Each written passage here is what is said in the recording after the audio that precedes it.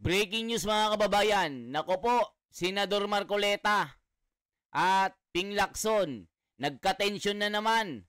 Maaga pa lang, nagkabakbakan na dito sa Blue Ribbon Committee sa pagpapatuloy. Bakit ba mga kababayan, muntik nang magsapakan ito at talagang pinatayan pa ng mic? Grabe ang tensyon. Bakit ba mga kababayan? Kasi nga po, itong si Senador Ping Lacson na chairman ng Blue Ribbon Committee, parang nakikitaan po ng pagkabayas na mayroong kinikilingan. Dito po mga kababayan, mabubulgar itong si Ping Lacson. Kasi nga po, sinabi ni Marcoleta, ikaw yung chairman. Meron ka bang prerogative na sabihin na si Bryce Hernandez ang mas credible na maging state witness? Yari, Ping Lacson. Nabusalsal dito mga kababayan. Ito na po, paano bistuhin itong si Ping Lacson? Yang kasi, wala kasing alam sa legalidad. At walang alam sa mga legal na usapan. Isipin nyo, guni-guni, kuro-kuro. May sariling mga batas. Sinabi ni Marcoleta, hindi pwede yan. Ikaw yung chairman ng Blue Ribbon Committee. Hindi ka pwedeng magsabi ng opinion mo dito. Ito na mga kababayan. Talagang maaga. Talagang magkakabatuhan ng mic. Grabe. Nagulat ang mga tao. Akala nila magsusuntukan na dito. Mga kababayan. Ping Lacson. Natibag. Pinagulong ni Marcoleta. Bakit? Kulang kasi ito, mga kababayan. Banat ng banat. Parang Tito Soto. Pa-interview ng pa-interview. Nahuhuli ang isda sa sariling bibig. Hindi alam ang ginagawa. Palubog ang Blue Ribbon Committee. Ang mga diskaya hindi nila iniintindi. Dinidiscredit nila ang kanilang mga sinasabi. Kaya wala kang makitang mga congressman na nai-interview. Kaya sabi ni Marcoleta, hindi pwede yan. Ikaw ang chairman dito. Hindi ka pwedeng magsabi ng kuro-kuro dito. Ito na po mga kababayan. Panoorin nyo po, tapos kayo na pong humusga dito. Na ang direksyon ng Blue Ribbon Committee, guni-guni. Palabas lang. It's a show. Parang itbulaga. Sabi ni Marcoleta, hindi pwede yan. Ito na po mga nakakagulat. Ang tapang ni Marcoleta. Ito po ang tunay na chairman. May paninindigan. Magugulat kayo dito. Yung counsel mo, pwede nando sa likod para you can advise him.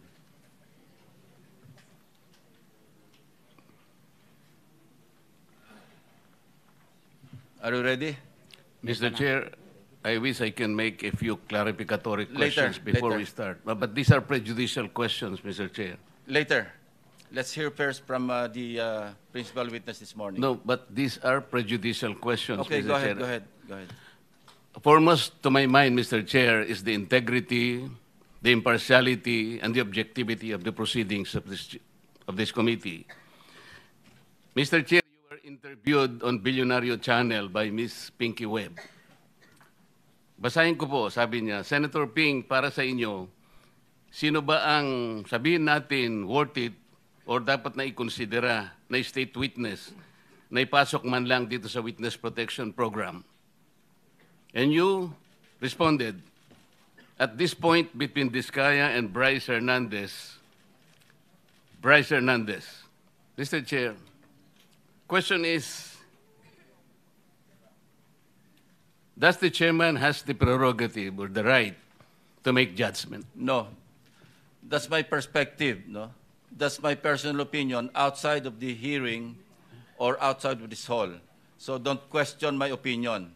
I am not questioning your opinion, Mr. Chair, but you are the chairman of this committee. Anyway, let's proceed with the You are not interested in the prejudicial question that I am going to raise, Mr. Chair? Go ahead, you raise your Kaya nga prejudicial sinasabi ko question. sa inyo eh. You're An questioning my investigator, opinion. we are investigating. Away kagad tayo rito. Mr. Chair, we are still in the Hearing is suspended. investigating.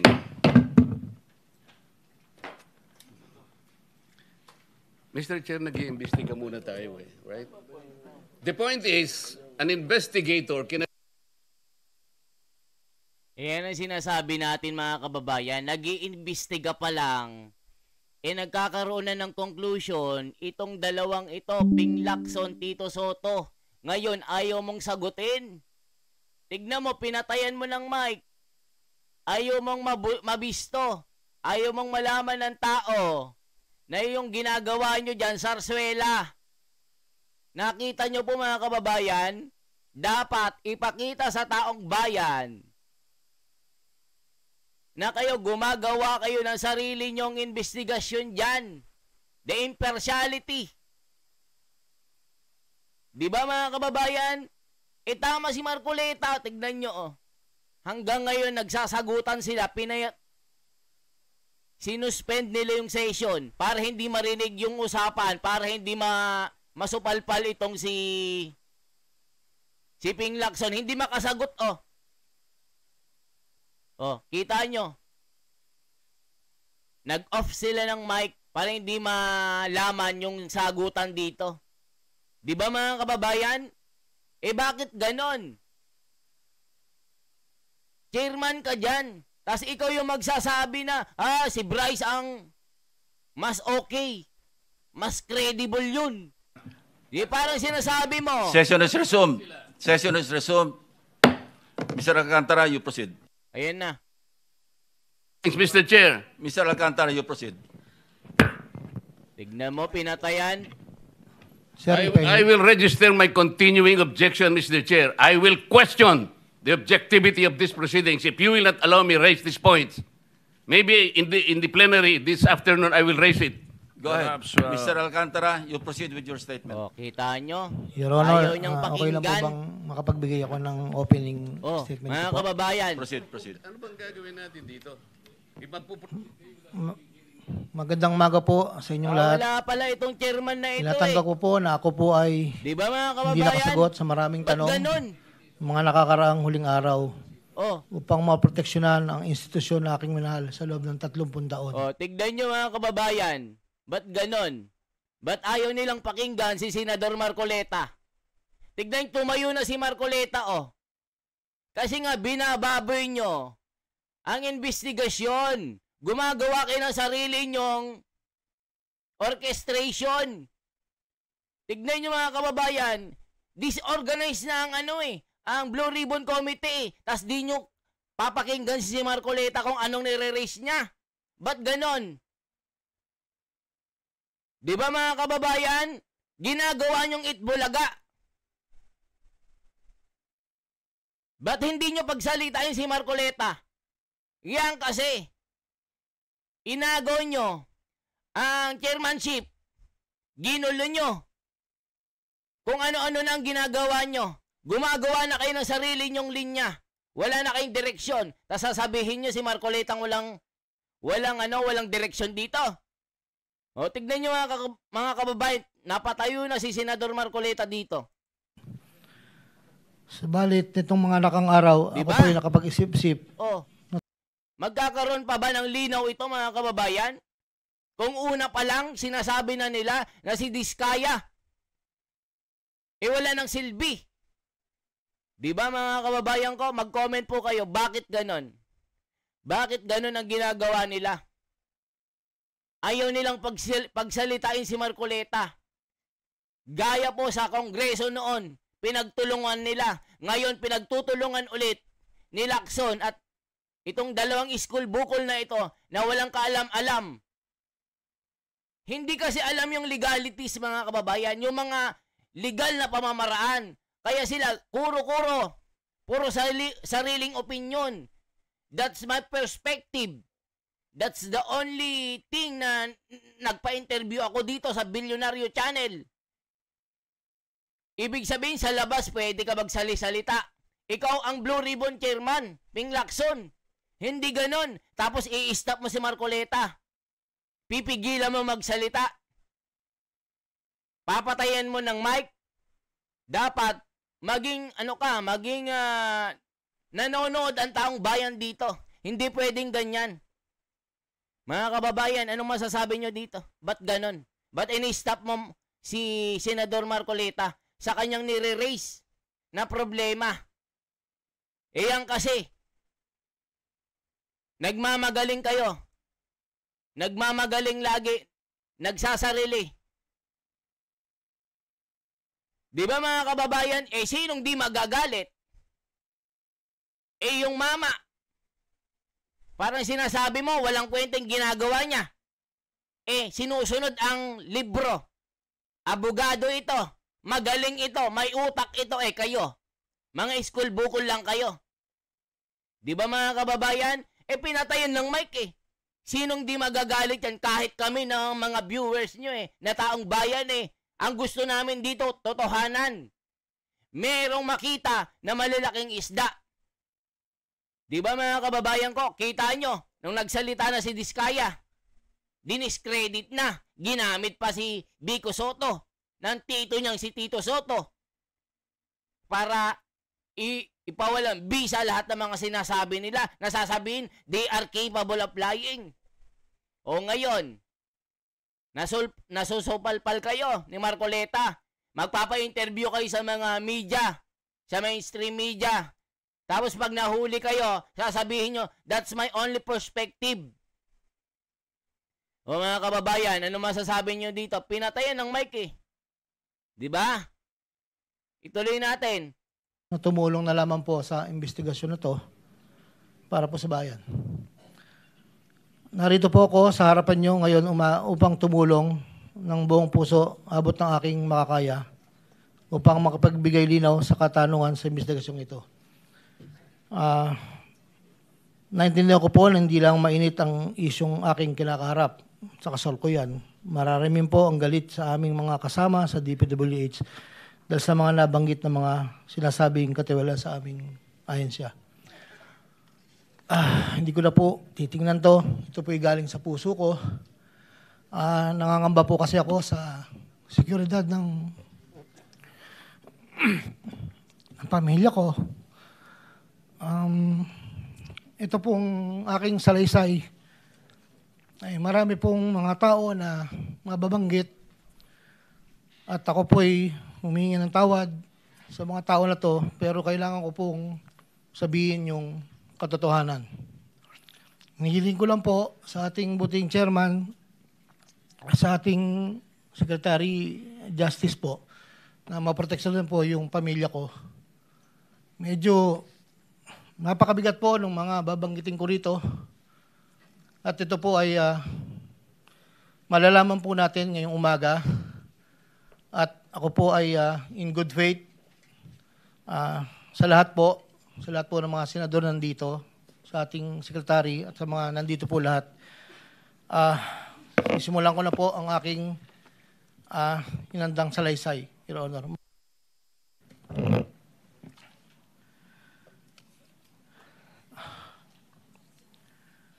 Sa akin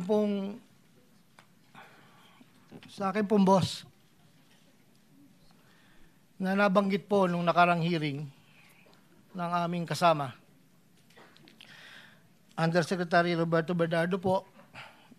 Una ko pong nakilala si Yusek Bernardo taong 1997. Kami po ay magkasama sa Los Baños po. Hanggang dumating po ang panahon na ako po ay na-appoint na District Engineer sa Bulacan. Sa taong 2022, nagsimula pong magbaba ng pondo sa akin si Yusek Bernardo. Nandito po ang detalye kung ilan po at magkano. Ito po, ang unang taon po, 2022 ay 350 million po. Ang kasunduan po ay 25% po para sa proponent. At ako po, o yung driver ko po minsan ang nagdi-deliver po sa kanya. Noong 2023 po, meron na rin po mga bumaba. Dito po, naka-specify po lahat kung ang titulo, ang title po ng project, amount, at kabuang ibinaba po ng aking boss. Ang iba pong sistema, sa simula po ay nagpapabigay po ng tauna lang pong 10%. Pag po lumabas na po sa pag-NEP po, tapos po ang kabuuan po ay paglabas po ng GAA. Pag po sa GAA, may lumabas na wala po sa NEP, ibig sabihin po nun, maaari pong, hindi ko lang po alam procedure, maaari pong sa BICAM po yun pumasok. Andito po lahat po ang detalye sa aking sinumpang salaysay. At meron pa pong mga UA po, program allocations po yata yon na naibabaran po sa akin noong 2024. At hindi naman po lahat yun ay sari-sari pong project po yata yon. 2.85 billion po.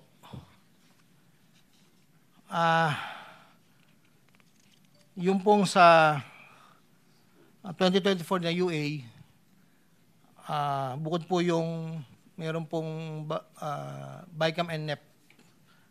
Nandito po lahat po ang detalye. Ito lang po kasi yung record na nakuha ko po sa sariling file ko po. So yan mga kababayan, yan po ang mainit na bakbakan ngayong umaga. Ipagpapatuloy natin mamaya at mag-react po kayo dito sa nangyaring tensyon ni Senador Marcoleta at Ping Lacson ng Blue Ribbon Committee. Kayo na pong humusga mga kababayan, bakit nila pinagtutulungan at ginigiba si Marcoleta? Hindi naman nila kayang sagutin ang mga nire-raise si Marcoleta dito.